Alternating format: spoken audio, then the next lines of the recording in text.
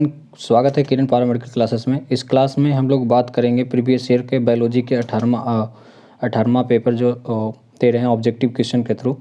तो आप इस वीडियो के साथ बने रहिए लास्ट तक। ये जो लगभग मैं डेली जो है 10 क्वेश्चन का प्रीवियस ईयर क्वेश्चन लेकर आता हूँ जो पिछले वर्षों में पूछे जा चुके हैं। तो इसमें जो है अभी आपको किस तरह के बायोलॉजी के क्वेश्चन पूछे गए हैं और पूछे जा सकते हैं, इस तरह के भी क्वेश्चन इसमें दिए हैं। तो लास्ट तक वीडियो में बने रहिए। स्वागत है किरण पैरामेडिकल क्लासेस में। चलिए आगे बढ़ते हैं पहले प्रश्न की ओर। पहला प्रश्न आपके सामने ये है, इसमें विशिष्ट फैक्ट्रियों में जो फैक्ट्रियां जो है वो वेस्ट प्रोडक्ट मतलब निकालती हैं, वो हवा निकालती हैं या पानी निकालती हैं, तो उसके थ्रू क्या होता है हमारे, तो वायु प्रदूषण से प्रभावित होते हैं। उनके शरीर में सबसे अधिक प्रभावित अंग क्या होता है, मतलब कि वायु प्रदूषण जब होता है फैक्ट्रियों से जो हवाएं निकलती है तो वायु प्रदूषण, तो उसमें सबसे प्रभावित अंग क्या होता है? आँख होता है, गले होते हैं और फेफड़े होते हैं और त्वचा होता है। लेकिन प्रभावित जो है सारे अंग होते हैं। इसमें क्या होते हैं? सबसे अधिक प्रभावित कौन होता है? तो सबसे अधिक प्रभावित जो होता है, हम लोग सांस लेते हैं तो लंग्स हमारा प्रभावित होता है। लंग्स सबसे ज़्यादा प्रभावित होता है, लंग्स।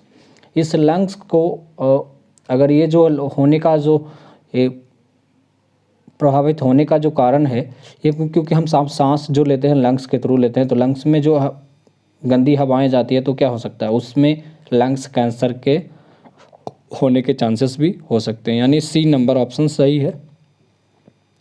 तो वायु प्रदूषण से जितने भी वेस्टेड फैक्ट्रियाँ जो है वो गंदी हवाएं निकालती है तो उससे लंग्स कैंसर होने के चांसेस है। तो इसलिए प्रॉपर मास्क पहने अच्छे तरीके से। तो सी नंबर ऑप्शन सही है। अगला ऑप्शन चले, नॉक नी सिंड्रोम।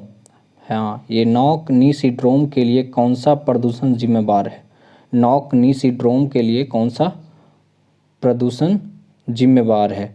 फ्लोराइड है, बुध है, आर्सेनिक है, कैडमियम है।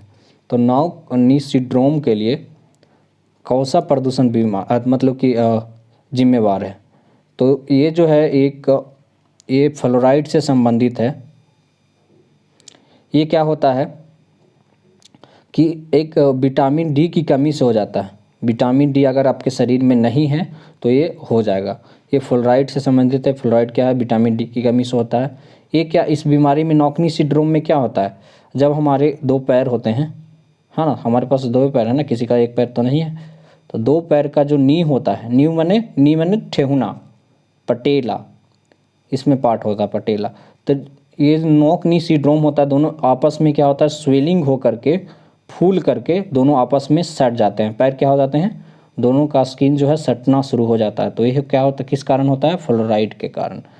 तो ए नंबर ऑप्शन है राइट आंसर है। आर्सेनिक, कैडमियम सब गलत आंसर है। चलिए अगले प्रश्न की ओर। ट्रोकोमा क्या है? ट्रोकोमा आपको बताना है कि ट्रोकोमा किस तरह के बीमारी हैं, तो इसके बारे में बताना है। लीवर का है, फेफड़ा का है, आंखें का है, गुर्दा का है। तो ट्रोकोमा है जो एक बैक्टीरियल इन्फेक्शन है। बैक्टीरियल इन्फेक्शन है। इससे क्या होता है, लगभग वर्ल्ड में लगभग 80 मिलियन लोग जो है प्रभावित हैं। वर्ल्ड में 80 मिलियन लोग जो है प्रभावित है।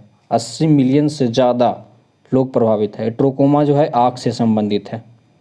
सी नंबर ऑप्शन सही है। चलिए अब चौथा प्रश्न थोड़ा सा ज़्यादा पढ़ना पड़ेगा, तो ज़रूर पढ़ेंगे। यदि पेयजल आपूर्ति पाइपलाइन क्षतिग्रस्त हो जाती है यहाँ पे है होता, और घरेलू सीवरेज से दूषित हो जाती है, तो निम्नलिखित में से कौन सा रोग होने का सबसे अधिक संभावनाएं है? जब हम कोई पाइप है, पाइप में घरेलू सीवरेज होने चाहिए, हो जाने के कारण, डोमेस्टिक सीवरेज होने के कारण कहाँ तहाँ फट गया तो वहाँ पे एक नाली बह रहा है, तो उसके वायरस जो है पानी में प्रवेश करते हैं। तो उस तरह के पानी को पीने से, दूषित पानी को पीने से निम्नलिखित में से कौन से रोग होने के सबसे अधिक संभावनाएं हैं? टाइफाइड होता है, तपेदिक बुखार होता है, डिप्थीरिया होता है, खसरा होता है। तो ये सब जो है बहुत कम चांसेस है, लेकिन टाइफाइड जो है गंदा पानी पीने से टाइफाइड होने के चांसेस बहुत ज़्यादा अधिक संभावनाएं होती है। तो ए नंबर ऑप्शन सही होगा। इस तरह से जब भी किसी क्षतिग्रस्त जो सीवरेज देखें कहीं भी कोई भी घरेलू सीवरेज हो रहा है उसको मतलब कि बह रहा है पानी, तो उसको रोकने की कोशिश करें, क्योंकि वो जो पानी है आप तो देख रहे हैं, लेकिन वो पानी है आपके ही थ्रू कहीं नल जल योजना या किसी तरह से योजना से दूषित पानी आप लोग पी रहे हैं, तो वो जो है टाइफाइड का कारण आगे बन सकता है। तो ये सरकार चलाती है, नल जल योजना चला रही है, तो उनका सक्सेसफुल क्या रेट है आपको पता चलेगा, लेकिन हालांकि अभी रेट जो है उनका बहुत अच्छा चल रहा है। मेडुला ओल्वोगट मानव के कौन सा हिस्सा है? दिल का, गुर्दा का, लीवर का, मस्तिष्क का? मेडुला जो है जो प्रेजेंट ऑफ कनेक्टिवनेस, देखिए मेडुला जो है ब्रेन और स्पाइनल कोड के बीच में मेडुला होता है। एक नर्वल सिग्नल को फ्रॉम द बॉडी को, ये नर्वल सिग्नल को क्या करता है? फ्रॉम द बॉडी ये सबको सिग्नल भेजता है। तो ये किससे सिग्नल होता है उल्बर्टा मानव के कौन से भाग में? तो मस्तिष्क विभाग। तो ये जो माइंड होता है, माइंड के देखिए माइंड मान लिया जाए ये सब माइंड, तो इसके जो है मेडुला जो होता है इस तरह से यहाँ पे होता है, तो और इसके नीचे जो स्पाइनल कोड होते हैं, पूछिए जैसा ना होगा इसका स्पाइनल कोड का बहुत सारा ऐसा, तो इस तरह से मस्तिष्क का भाग। डी नंबर ऑप्शन सही होगा। लीवर उवर का भाग रहेगा तो इस तरह नहीं ना होगा जी। हालांकि दिल से कह सकते थे कि दिल का भाग होता है। मानव शरीर में वह हार्मोन जो रक्त में स्रावित होता है और वो हृदय की धड़कन को, हृदय की धड़कन को, धड़कन तुम दिल की धड़कन में रहते हो ये वाला, हाँ, तो धड़कन को नियंत्रित करता है। कौन सा ऐसा इसमें हार्मोन स्रावित होता है जो ऐसा काम करे कि वो हृदय मतलब कि हार्ट के रेट को वो क्या कंट्रोल कर लेता है? कौन सा ऐसा है आपके दिमाग में कोई चलता है? तो एंड्रोलाइन है, टेस्टोस्टेरोन है, ये नहीं, टेस्टोस्टेरोन थायरोक्सिन भी नहीं होगा। तो इस टेस्टोस्टेरोन ये हार्मोन भी है, थायरोक्सिन भी हार्मोन भी है, लेकिन ये दोनों नहीं होगा क्योंकि ये जो दूसरे पार्ट से रिलेटेड है। ये एंड्रोलाइन जो है और ये जो है मानव शरीर के रक्त में पाया जाता है। Located at the types of each kidneys, ये जो कहाँ पे लोकेटेड होता है? तो ईच किडनी, दोनों किडनी जो है किडनी के ऊपर लोकेटेड होता है। तो इस तरह से एंड्रोलाइन जो है इस तरह से यहाँ पे। This hormone is also called as emergency hormone और फाइट। इससे हम इस हार्मोन को लाइन हार्मोन को हम लोग इमरजेंसी हार्मोन के नाम से भी जाना जाता है, क्योंकि क्या करता है हार्ट रेट एक बार एक बढ़ गया तो एंड्रोलाइन हार्मोन क्या करता है, इमरजेंसी क्या करता है, उसको हार्ट रेट को कंट्रोल करने की कोशिश करने लगता है। तो इस तरह से ये इसीलिए इसको इमरजेंसी हार्मोन के रूप में भी हम लोग कहते हैं। चलिए अगला है सवाल कि स्टेथोस्कोप का आविष्कार खाली स्थान द्वारा किया गया, किसके द्वारा किया गया बताना है और कहाँ हुआ था इसके बारे में। तो स्टेथोस्कोप का आविष्कार जो है 1816 ईस्वी में हुआ था। कहाँ हुआ था? 1816 ईस्वी में। ये जो हुआ था ये फ्रांस में हुआ था।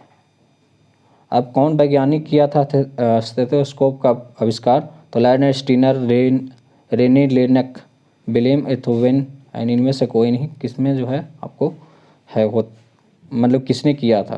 तो ये B number option Rene Laennec ने किया था। B right answer, B. चलिए आगे बढ़ते हैं अगले प्रश्न की ओर। निम्नलिखित में से अगला प्रश्न है, जरूर से जरूर देखें। निम्नलिखित में से कौन सा दो हड्डियों को आपस में जोड़ता है? उपस्थि, कंदरा, लिगामेंट, इंस्टालिन। तो इस तरह से कौन जोड़ता है? उपस्थि भी नहीं जोड़ता है, कंदरा भी नहीं जोड़ता है, लिगामेंट नहीं। लिगामेंट जोड़ता है।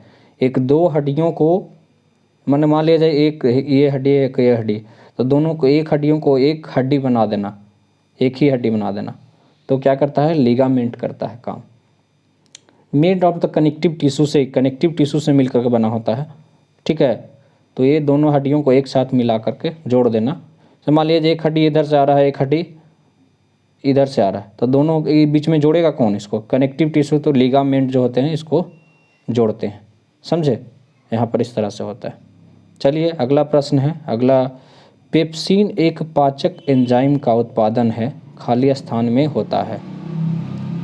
पेप्सिन जो है आपको यहाँ पे दिया हुआ है, पाचक एंजाइम है लेकिन का उत्पादन होता है छोटी आंत का, लीवर का, किडनी का, पेट का। पेप्सिन, तो पेप्सिन जो है पेट का पाचक एंजाइम है, पेट का, स्टोमक, जो स्मॉल इंटेस्टाइन बिग इंटेस्टाइन से कनेक्टेड होता है। तो हम लोग क्या करते हैं, फूड कंजप्शन लेते हैं, जब शरीर में अंदर लेते हैं तो फिर एसोफेगस वगैरह में जाता है, तो उसके बाद फिर स्टोमक में आता है, फिर स्मॉल इंटेस्टाइन, फिर बिग इंटेस्टाइन, तरह से आते हैं। तो इस तरह का एक शेड्यूल्स बना हुआ है। तो पेट का ये जो है। अगला प्रश्न है 10वां नंबर प्रश्न कि ऑस्टियोमलेशिया किसकी कमी से कारण होता है? विटामिन डी की कमी से, विटामिन ए की कमी से और विटामिन सी की कमी से। एड ऑप्शन है इनमें से सभी, मैंने सभी के कमी से ऑस्टियोमलेशिया होता है, ये बताना है। तो विटामिन जो है इस ऑस्टियोमलेशिया को अगर बचपन में किसी बच्चे को हो जाता है तो उसको हम बोलते हैं, 14 वर्ष के कम उम्र के बच्चों को अगर हो जाता है तो उसमें बोलते हैं रिकेट्स। रिकेटस हमको बोलते थे ना, रिकेटस। तो इस तरह से रिकेटस कौन से विटामिन के कारण होता था? विटामिन डी के कारण होता था, ए ऑप्शन टी। ठीक है। ये जो है डाइजेशन ऑफ किडनी डिसऑर्डर है। किडनी का जो भी ये बीमारी है, जैसे डाइजेशन और किडनी डिसऑर्डर का बीमारी, मतलब कि ये जो है ऑस्टियोमलेशिया जो है किडनी और पाचन संबंधी एक डिसऑर्डर है, उसके विलक्षण मतलब समझते हैं। अगर इस पीडीएफ को डाउनलोड करना है तो मेरे साथ किरण पैरामेडिकल क्लासेस का जो आपको यहाँ पे आपको नंबर दिख रहा है उस पर कांटेक्ट कर सकते हैं इस तरह के। और यहाँ पे जो भी अगर इस तरह का जुड़ना है ये सब क्लासरूम में, तो आपको डिस्क्रिप्शन बॉक्स में लिंक दिया हुआ है, लिंक पे आप जुड़ सकते हैं ऑनलाइन क्लासेस के लिए, पीडीएफ डाउनलोड के लिए, तो सारी चीज़ें डाउनलोड के लिए जुड़ सकते हैं। Thank you very much. आज के लिए इतना ही, मिलते हैं नेक्स्ट वीडियो में, तब तक के लिए धन्यवाद। आपका दिन शुभ हो।